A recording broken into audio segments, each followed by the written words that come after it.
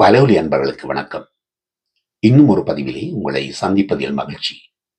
இந்த வாரத்தின் பரஞ்சி பார்வையாக அண்மையில் எனது கண்களிலே தட்டப்பட்ட ஒரு காணொளி பதிவு உள்ளத்திலே தோற்றுவித்திருக்கும் எண்ணங்களையும் கருத்துக்களையும் உங்களுடன் பகிர்ந்து கொள்வதுதான்.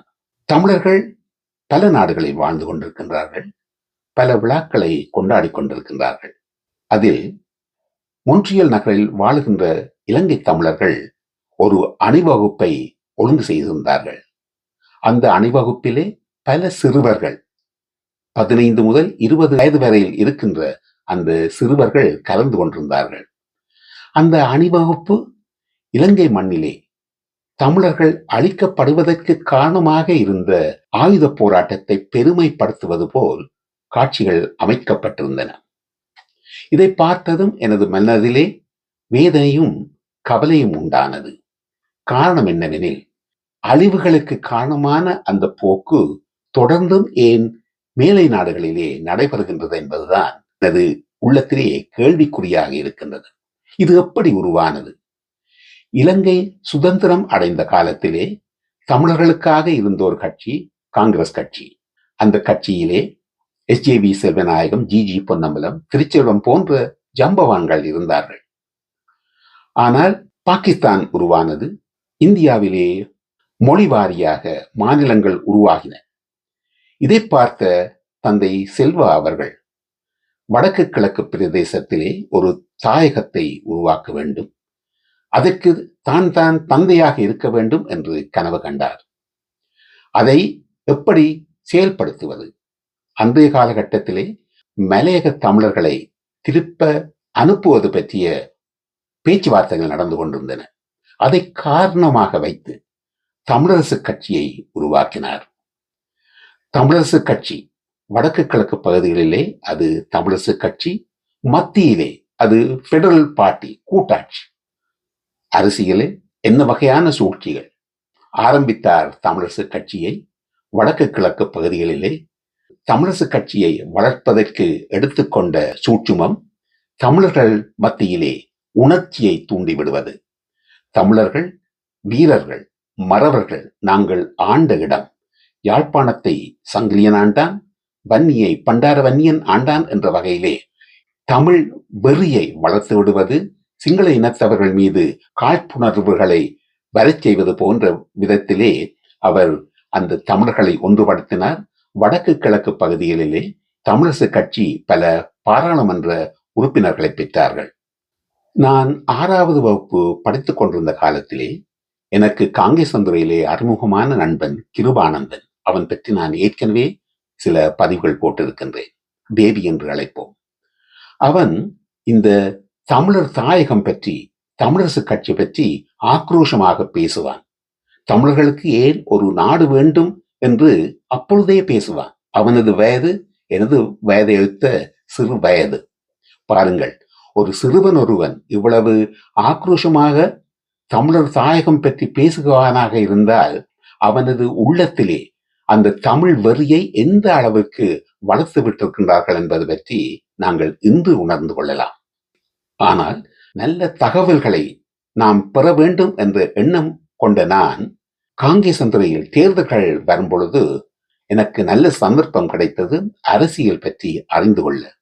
அதிர்ஷ்டவசமாக 70ஆம் ஆண்டு நடைபெற்ற தேர்தலிலே எனது மாமா திருநாவுக்கரசு அவர்கள் காங்கிரஸ் கட்சியிலே போட்டியிட்டார். அவருடன் சேர்ந்து நாங்கள் குழுக்களாக வாக்கு சேகரிக்க செல்வதுண்டு, அரசியல் பிரச்சார கூட்டங்களிலே கலந்து கொள்வதுண்டு. அந்த நேரங்களில் தமிழ் காங்கிரஸ் கட்சி அரசியல்வாதிகள், பேச்சாளர்கள் வந்து பேசி நல்ல தகவல்களை தந்தார்கள். மூனா சிவசிதம்பரம் போன்ற தமிழ் அரசியல்வாதிகளின் பேச்சுகளையும் கேட்கக்கூடியதாக இருந்தது. அந்த தேர்தலிலே திருநாவுக்கரசு மாமா அவர்கள் தோல்வியுற்றார்கள். அன்றைய காலகட்டத்திலே நான் காங்கேசந்துறையிலே படிக்க ஆரம்பித்த காலங்களிலே கட்சி கொடிகள் பனைமர உச்சியில், தென்னை மர உச்சியில், கட்டடங்களில் தேர்தல் காலங்களில் காணக்கூடியதாக இருந்தது. ஆனால் தமிழரசு கட்சி கொடி காங்கேசந்துறையில் இருந்த ஒரு வழக்கறிஞரின் காரிலே பறப்பதை நான் பார்த்திருக்கின்றேன். அவர் பிற்காலத்தில் எனக்கு உறவினரானார். பெயர் ஆவண்ணாவான சதாசிவம். நான் சாதாரண தர வகுப்பு பரீட்சை எடுத்து முடித்த பின் அதன் முடிவுகளுக்காக காத்திருந்த வேளையிலே சதாசிவம் அவர்களை நாங்கள் அன்புடன் அப்புச்சி என்று அழைப்போம். அவருடன் அந்த வழக்காடு மன்றங்களுக்கு சென்று வருவதற்கான சந்தர்ப்பங்கள் எனக்கு கிடைத்தன. அந்த வேளையிலே எனக்கு இருந்த ஆர்வத்தில் அவருடன் மனம் விட்டு பேசுவதுண்டு. அப்புச்சியுடன் நான் கேட்டது, உங்கள் காரில் இருந்த தமிழிசை கட்சி கொடியெல்லாம் போய்விட்டது, மாமா திருநாவுக்கரசுக்கு நீங்கள் ஆதரவளிக்கின்றீர்கள், என்ன காரணம் நீங்கள் தமிழிசை கட்சியை விட்டு விலகுவதற்கு என்று கேட்ட பொழுதுதான், தமிழர்களை ஒன்று திரட்டுவதற்காக இவர்கள் கையில் எடுத்த தமிழ் உணர்வு வெறி போன்றவை காலப்போக்கிலே மிக மோசமான பாரதூர விளைவுகளை கொண்டு வரும் என்று சொல்லி தான் நம்புவதாகவும், அதை அவர்களுக்கு எடுத்துச் சொன்னால் அவர்களுக்கு அது பிடிக்கவில்லை, அதன் காரணமாக தான் விலகிவிட்டதாக சொன்னார். அப்புச்சி சொன்னது சரிதான் என்று காலப்போக்கிலே எனக்கு தெரிய வந்தது.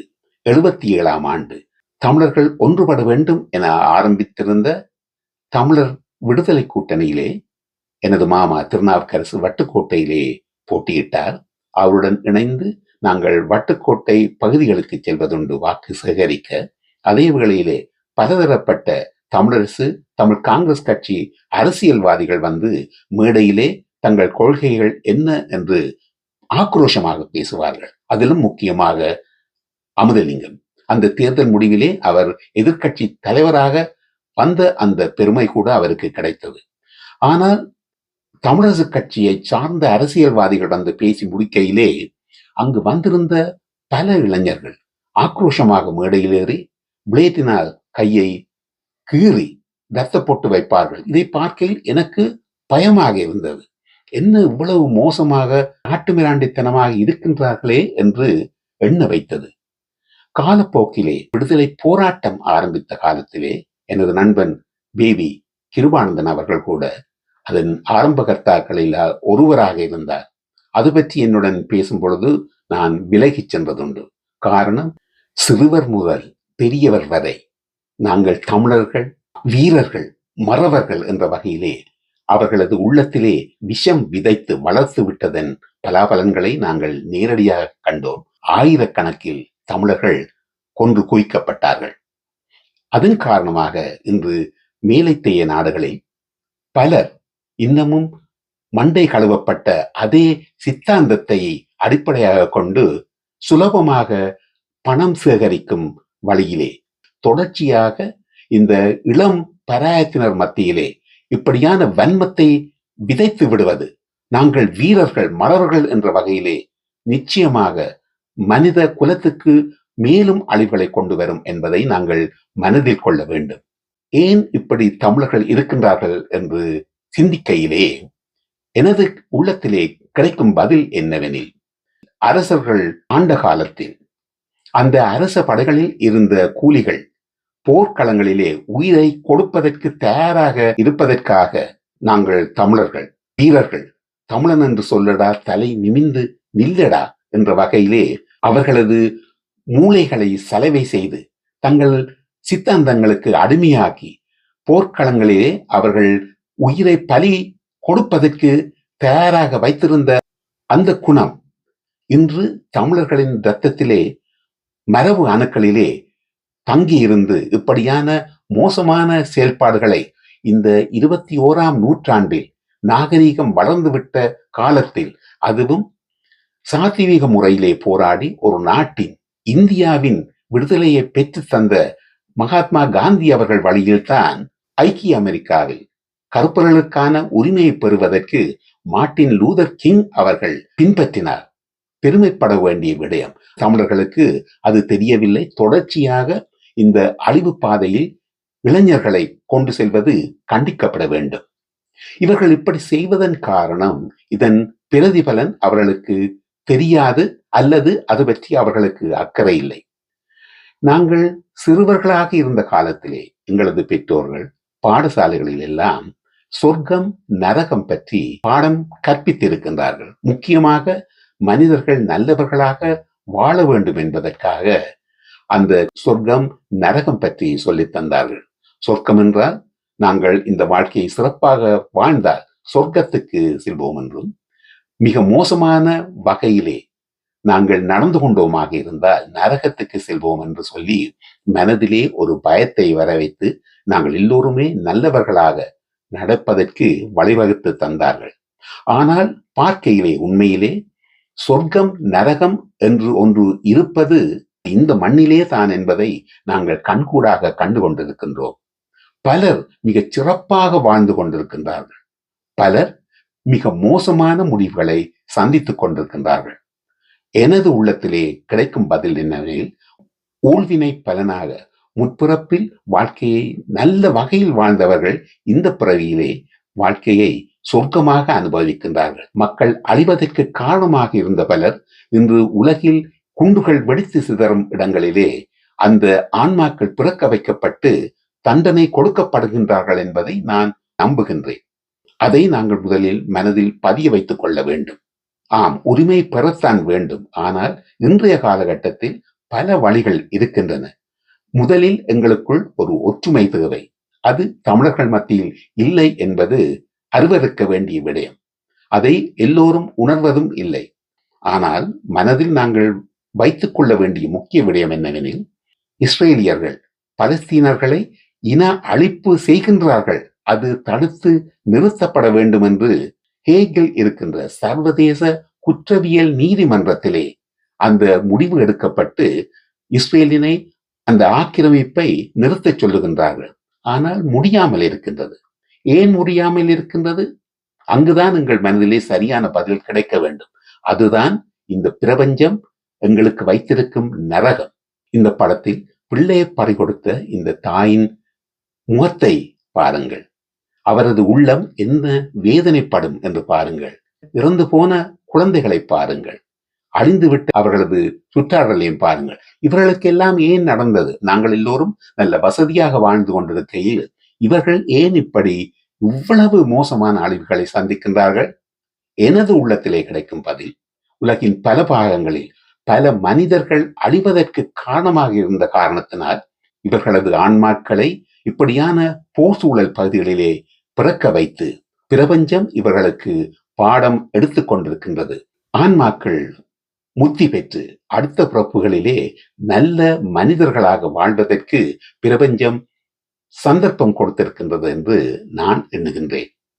உங்களது ஆன்மா, உங்களது உறவுகளின், நீங்கள் பெற்ற பிள்ளைகளின் ஆன்மாக்கள் உங்கள் கண் முன்னால் இப்படி வெடித்து சிதறுவதாக கற்பனை செய்து கொண்டால் இப்படியான இழிவான செயல்பாடுகளில் இருந்து நீங்கள் விலகிச் செல்வீர்கள் என்று நான் பூரணமாக நம்புகின்றேன். அந்த வகையிலே பரஞ்சி பார்வையில் என்ற எனது இந்த பதிவுகளை வாரத்தில் நான் எடுத்து வருவதன் நோக்கமே எண்ணங்களில், சிந்தனைகளில் நாங்கள் மாற்றங்களை கொண்டு வர வேண்டும். நான் எந்தெந்த வகையிலே எவ்வளவு சாதிக்க வேண்டும் என்று சொல்லி எனது வாழ்க்கையை ஆரம்பித்தேன், முயற்சிகள் எடுத்தேன், சந்தர்ப்பங்களும் கிடைத்தன. ஆனால் எனது குடும்பம் முக்கியம் என்ற காரணத்தினால் அந்த சந்தர்ப்பங்களில் இருந்து விலகிச் சென்றேன். இன்று ஓய்வாக இருக்கையிலே மிக அமைதியாக மகிழ்ச்சியாக வாழ்ந்து கொண்டிருக்கின்றேன். அந்த வகையில் தான் நீங்கள் நல்ல மனிதர்களாக இருக்க வேண்டும், மன மகிழ்ச்சியுடன் வாழ வேண்டும் என்று நான் விரும்புகின்றேன். நீங்கள் மனிதர்கள், உங்களுக்கு 6 அறிவு இருக்கின்றது. எந்த ஒரு பிறப்பிலும், இந்த பிறப்பிலோ அடுத்த பிறப்பிலோ கூட அழிவுகளை நீங்கள் சந்திக்க கூடாது என்று பரம்ஜி விரும்புவதால் இந்த பதிவுகளை உங்களுக்கு கொண்டு வந்திருக்கின்றேன். அந்த வகையிலே இதுவரை நேரமும் எனது எண்ணங்களையும் கருத்துக்களையும் உங்களுடன் பகிர்ந்து கொள்ள சந்தர்ப்பம் தந்தமைக்கு நன்றி கூறி இன்னும் ஒரு பதிவிலே உங்களை சந்திக்கும் வரையில் விடைபெறுகின்றேன். வணக்கம்.